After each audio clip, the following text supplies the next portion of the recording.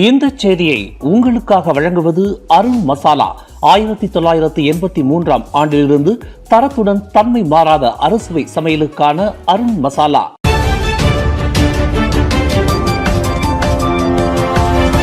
வணக்கம். திசைகளின் ஒரு மணி செய்திகள். அடுத்த பொது தேர்தலிலும் பண்டான் தொகுதியை PKR தக்க வைக்க வேண்டும். தொகுதி தலைவர்களுக்கு அன்வார் உத்தரவு. அடுத்த பொது தேர்தலிலும் பண்டான் தொகுதியை PKR கட்சியானது தொடர்ந்து தக்க வைக்க வேண்டும் என அத்தொகுதி PKR தலைவர்களை பிரதமர் டத்தோஸ்ரீ அன்வார் இப்ராஹிம் வலியுறுத்தியுள்ளார். இது குறித்து அன்வாரின் மூத்த அரசியல் ஆலோசகரான தங்கு ஜாஃப்ருல் அசீஸ் தமது எக்ஸ் தளத்தில் வெளியிட்டுள்ள தகவலில், ஜொஹூரில் கடந்த ஞாயிற்றுக்கிழமை நடைபெற்ற பக்கத்தான் மாநாட்டில் பண்டான் தொகுதியை சேர்ந்த PKR தலைவர்களை தாம் அன்வாரிடம் அறிமுகம் செய்ததாக குறிப்பிட்டுள்ளார். அப்போது அவர்களிடம் பேசிய அன்வார், பண்டான் நாடாளுமன்ற தொகுதியை PKR தக்க வைப்பதற்கான அனைத்து முயற்சிகளையும் மேற்கொள்ளுமாறு வலியுறுத்தியுள்ளார். கடந்த பொது தேர்தலில் PKR சார்பில் பண்டான் நாடாளுமன்ற தொகுதியில் போட்டியிட்ட டத்தோஸ்ரீ ரஃபீசி ரம்லி தற்போது அக்கட்சியிலிருந்து விலகியதுடன் தமது நாடாளுமன்ற உறுப்பினர் பதவியையும் ராஜினாமா செய்துள்ளார். அவருடன் PKR கட்சியின் முன்னாள் உதவி தலைவர் நிக் நஸ்மி நிக் அஹ்மாட்டும் கட்சியிலிருந்து விலகியதுடன் சத்யாவங்சா நாடாளுமன்ற உறுப்பினர் பதவியையும் ராஜினாமா செய்துள்ளார். இருவரும் நேற்று தங்களது ராஜினாமா கடிதத்தை சபாநாயகர் ஜொஹாரி அப்துல்லிடம் அதிகாரப்பூர்வமாக சமர்ப்பித்துள்ளனர். அவர்கள் இருவரும் எடுத்துள்ள முடிவு குறித்து கடந்த மே 17 தெப்ராவில் நடைபெற்ற நிகழ்ச்சி ஒன்றில் கலந்து கொள்ள வந்த அன்வாரிடம் செய்தியாளர்கள் கேள்வி எழுப்பிய போது அவர்களை தாம் கவனிப்பதில்லை என்று தெரிவித்துள்ளார். கடந்த ஞாயிற்றுக்கிழமை ரஃபீசி ரம்லியும் நிக் நஸ்மியும் பார்ட்டி பர்சாமா மலேசியா என்ற கட்சியில் அதிகாரப்பூர்வமாக தங்களை இணைத்துக் கொண்டனர் என்பது குறிப்பிடத்தக்கது. பாலஸ்தீன மக்களுக்கு மனிதநேய உதவிகளை வழங்க குளோபல் ஸ்மூத் ஃபாத்திலா GSF 2.0 கப்பலில் பயணம் மேற்கொண்ட 16 மலேசியர்களை இஸ்ரேல் தடுத்து வைத்திருப்பதற்கு பிரதமர் டத்தோஸ்ரீ அன்வார் இப்ராஹிம் கடும் கண்டனம் தெரிவித்துள்ளார். இந்த நடவடிக்கை மனித உரிமைகளுக்கும் சர்வதேச கடல்சார் சட்டங்களுக்கும் எதிரானது என அவர் குறிப்பிட்டுள்ளார். இஸ்ரேலின் இந்த செயலுக்கு மலேசியா கடுமையான கண்டனம் தெரிவிக்கிறது என்றும் தடுத்து வைக்கப்பட்டுள்ள அனைத்து செயற்பாட்டாளர்களை பாதுகாப்பாக விடுதலை செய்ய வலியுறுத்துவதாகவும் அன்வார் தமது முகநூல் பக்கத்தில் தெரிவித்துள்ளார். மேலும் உதவி செய்வதற்கான வழிகளை மறைப்பதும் மனிதநேய குரல்களை ஒடுக்குவதும் பாலஸ்தீன மக்களின் துயரத்துக்காக குரல் கொடுப்பவர்களை துன்புறுத்துவதும் சயோனிச ஆட்சியின் கொடூர மனப்பான்மையை வெளிப்படுத்துகிறது என்றும் அன்வார் விமர்சித்துள்ளார்.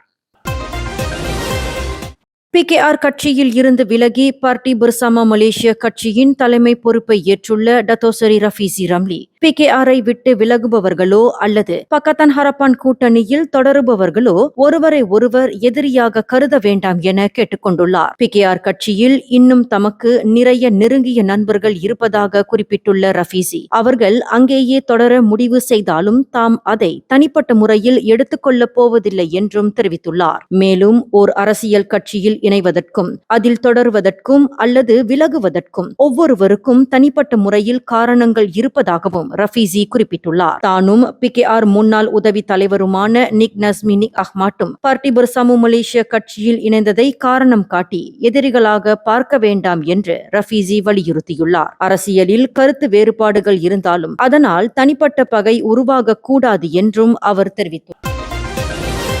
பெட்ரோல் மற்றும் டீசல் விலை குறித்து சமூக ஊடகங்களில் பொய்யான தகவல்களை பரப்பிய குற்றத்திற்காக பெண் ஒருவருக்கு செபாங் செஷன்ஸ் நீதிமன்றம் நேற்று 4000 ரிங்கிட் அபராதம் விதித்தது. தன் மீதான குற்றச்சாட்டை அப்பெண் நீதிமன்றத்தில் ஒப்புக்கொண்டதை அடுத்து நேற்று இந்த தீர்ப்பு வழங்கப்பட்டது. குற்றம் சாட்டப்பட்ட நூர் இர்சாலினா ஒமார் குமார் என்ற அப்பெண் கடந்த மார்ச் 31 தனது த்ரெட்ஸ் கணக்கில் TV3 அதிகாரப்பூர்வ செய்தி வடிவத்தை போல மாற்றியமைக்கப்பட்ட பதிவை பதிவேற்றியதாக மலேசிய தகவல் தொடர்பு மற்றும் பல்லூடக ஆணையம் வெளியிட்ட அறிக்கையில் குறிப்பிட்டுள்ளது. பெட்ரோல் மற்றும் டீசல் விலைகள் தொடர்பான அந்த போலி தகவல் சமூக ஊடகங்களில் பரவியதை தொடர்ந்து அதிகாரிகள் வழக்கு பதிவு செய்து விசாரணை நடத்தியதாகவும் அந்த அறிக்கையில் குறிப்பிடப்பட்டுள்ளது. சமீப காலமாக சமூக ஊடகங்களில் தவறான தகவல்களை பரப்புவது, பொதுமக்களிடையே குழப்பத்தை ஏற்படுத்துவது போன்ற குற்றங்களுக்கு எதிராக அதிகாரிகள் கடுமையான நடவடிக்கைகளை எடுத்து வருகின்றனர் என்பது குறிப்பிடத்தக்கது.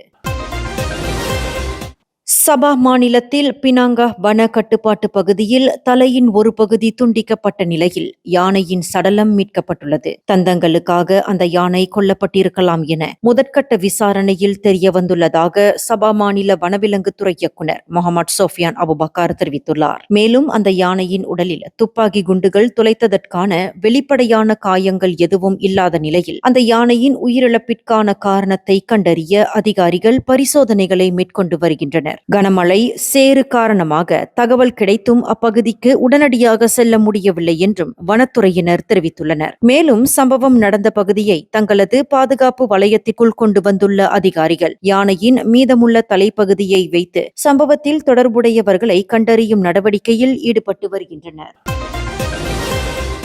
மலாக்கா மாநிலம் அலோர்காஜா குவாலசுங்காய் பாரு பகுதியில் கடந்த வியாழக்கிழமை அதிகாலை பயண கட்டணத்தை செலுத்த முடியாத காரணத்தால் 4 இளைஞர்கள் ஒன்று சேர்ந்து இ-ஹேலிங் பெண் ஓட்டுநரை தாக்கிய சம்பவம் பெரும் அதிர்ச்சியை ஏற்படுத்தியுள்ளது. அதிகாலை சுமார் 12:30 மணியளவில் நடந்த இந்த சம்பவத்தில் 41 வயதுடைய ஓட்டுநர் கழுத்து நெரிக்கப்பட்டு தாக்குதலுக்கு உள்ளானதுடன் உடலின் பல பகுதிகளில் காயங்களும் வீக்கமும் ஏற்பட்டதாக தெரிவிக்கப்பட்டுள்ளது. தாக்குதல் நடத்தியவர்களில் 2 பெண்களும் அடங்கியுள்ளதாக தகவல்கள் கூறுகின்றன. பயண கட்டணத்தை செலுத்த முடியாத நிலையில் ஏற்பட்ட தகராறு வன்முறையாக மாறியதாக முதற்கட்ட விசாரணையில் தெரியவந்துள்ளது. இந்நிலையில் காயமடைந்த பெண் ஓட்டுநர் பின்னர் சிகிச்சைக்காக மருத்துவமனைக்கு அனுப்பி வைக்கப்பட்டுள்ளார். இச்சம்பவம் தொடர்பாக அலோர்காஜா போலீசார் மேலதிக விசாரணை நடத்தி வருகின்றனர்.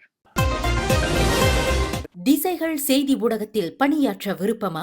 விற்பனை துறையில் சாதிக்கும் ஆர்வம் கொண்டவரா நீங்கள்? அப்படியென்றால் நாங்கள் தேடுகின்ற நபர் நீங்களாக இருக்கலாம். புதிதாக பட்டம் பெற்றவர்களும் விண்ணப்பிக்கலாம். விண்ணப்பதாரர்கள் சொந்த வாகனத்தை கொண்டிருக்க வேண்டும். மின்னஞ்சல் admin@திசைகள்news.com.